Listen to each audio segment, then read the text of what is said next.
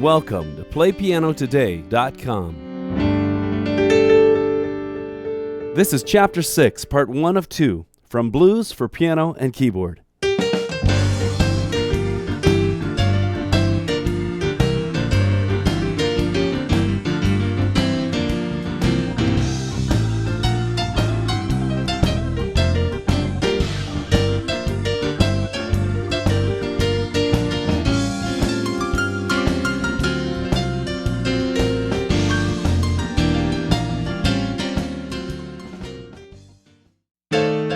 Welcome back. Today, we're going to expand on some of the blues riffs that we learned already. Now, blues riffs are just groups of notes that sound cool together, like this.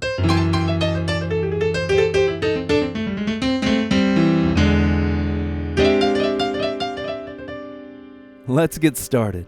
So far, we've learned a blues riff that sounds like this. Remember that? If you don't, you can review any of the previous chapters. We're going to move on now. We're going to learn a new blues riff and call it Blues Riff Number 2. Here it is again lower. Now here's where it really begins to sound fantastic, when you alternate riff number 1 with riff number 2. Can you hear that? Riff number 1, riff number 2. It's riff number 1 followed by 2. Yeah, just back and forth. It's mighty fine. All right, here's some more now.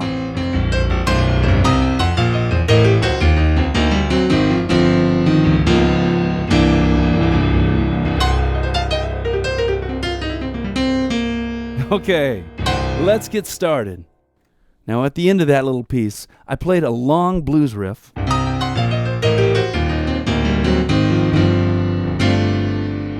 It sounds like it's probably pretty tough to play, but guess what? It's not. It's actually very simple. We're going to learn something in this chapter, Chapter 6, that's a component of that big, long, bluesy riff.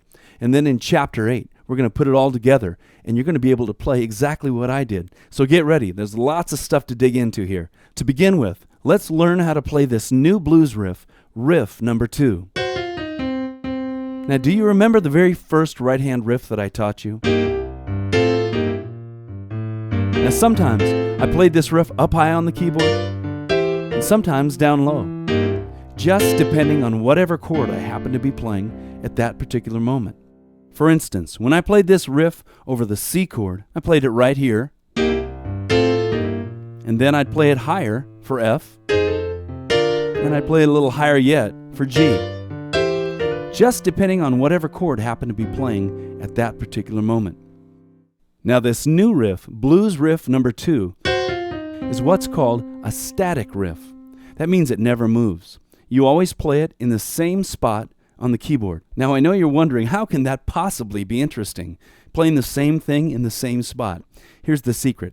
This new riff, it's only played by the right hand. So it keeps hammering the same thing in exactly the same spot. But the left hand keeps moving to the different chords in the blues.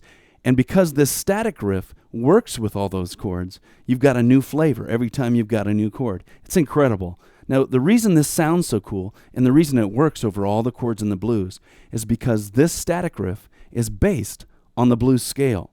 Now, that's a super, super important point. I'll talk to you about it more in upcoming chapters. But for now, listen to a sample of the right hand playing this static riff in exactly the same spot on the keyboard, while the left hand moves through the different chords in the blues. Here it is.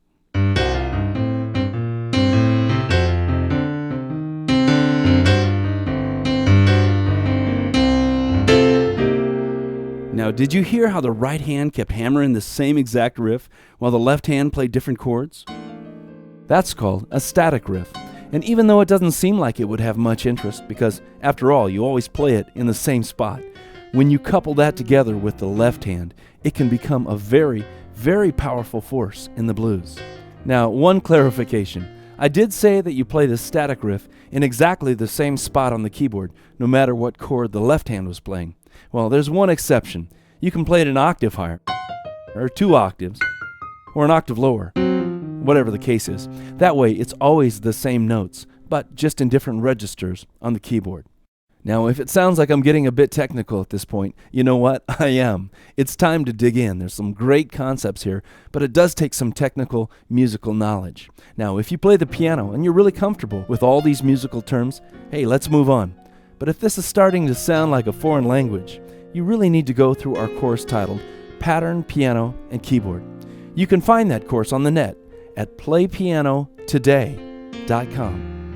Pattern, Piano, and Keyboard starts with the very beginning foundations of music. It assumes that you've never played before, but then it quickly moves through college-level techniques. Now, the real power of this course is that it's able to teach you to play by ear quickly using the revolutionary technique of rhythmic patterns. This is so powerful. Using this tool of rhythmic patterns, students are able to quickly develop their own unique style and unique sound on the piano or the keyboard and create fantastic arrangements of any song by ear. Doesn't that sound like fun? We literally have hundreds of thousands of students around the world who have gone through this course and they've found a new passion for music. Now, once you've gone through that course, come back here and work your way through this online blues course. At that point, you'll have a solid musical understanding, which will allow you to become a creative musician, which is the key to a lifelong love of music.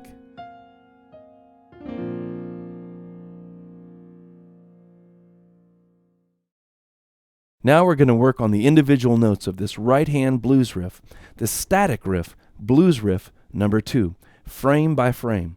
Now once again, the reason that this has been part 1 of 2 from Chapter 6 in the piano lesson series titled Blues for Piano and Keyboard.